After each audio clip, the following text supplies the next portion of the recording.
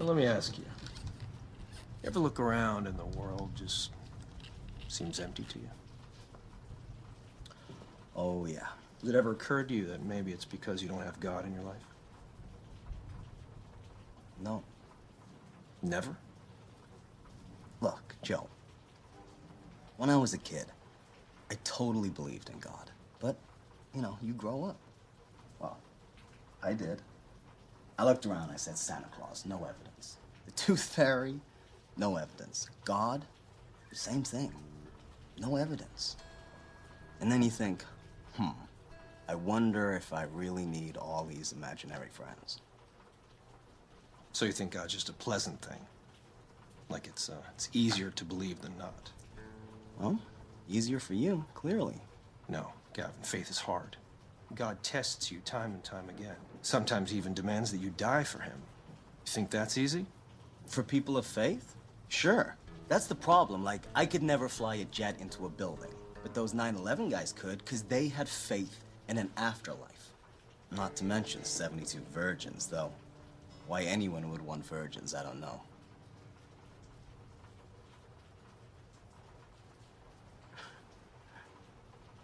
What did God do to you to make you so angry at him? Look at the world that he created.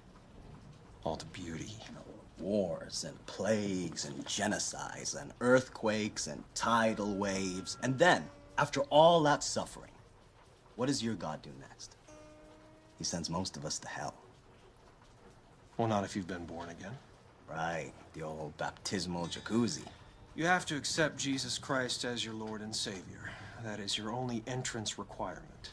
Okay, so the Hebes, the Hindus, the Muslims, the atheists, the Buddhists, all damned, right? They have to accept Jesus Christ. And the Catholics, because they're not born again, right? Right. And face it, man, it's kind of crazy. No, it's not crazy. God gives us free will for that purpose. Otherwise, we would just be puppets. Life would be meaningless.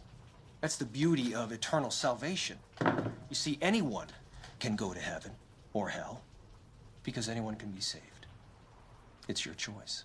Unless you're a kid in China who gets hit by a bus and never even heard of this getting saved deal. Where's his choice? Well, that's why it's so important to spread the gospel. Try and save people. I'm sorry, I don't mean to laugh. I just find this kind of fundamentalism incredible. I mean, all of you, totally convinced you know exactly who God is and exactly how he wants to be worshipped. And all without a lick of evidence he even exists. No wonder there's so many holy wars. Without evidence, how else would you win this argument except by killing each other? See, I see evidence in all kinds of things. So do they. And sooner or later, one of these guys who hears God in his head is gonna get a hold of weapons of mass destruction. And then when it's way too late, we're finally gonna ask ourselves why, after thousands of years of bloodshed, didn't we at least try to do away with this insane concept of faith before it fucking killed us? You know, maybe I'm just coming at this from a different angle. And what angle would that be? Well, it's not abstract to me. I go to the hospital and I visit sick children, right? 2 days ago, I was at the bedside of a dying child. His mother and father were killed in an auto accident. He's about to pass as well. And he asks me if heaven really exists. I say, yes, it does. It's where Mommy and Daddy are. About an hour or so later, he dies. With a smile on his face. So what would you have said in my place? Sorry, kid.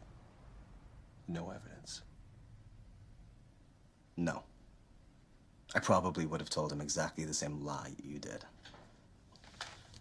But Joe, I'll tell you one thing I damn sure wouldn't have said, and that's, I'm sorry, kid, you're going to hell if you haven't been baptized. Lord, forgive this man for his hard heart and his blasphemy. I think he has suffered much more than he knows, and he needs your love and support now more than ever. No, Joe, I'm sorry, but you don't know a damn thing about me, and I don't need your help, or your salvation, or any other fucking bullshit you may have to offer. Don't swear in front of my wife!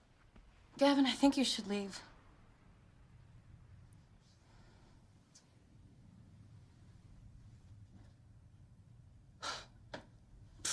pleasure.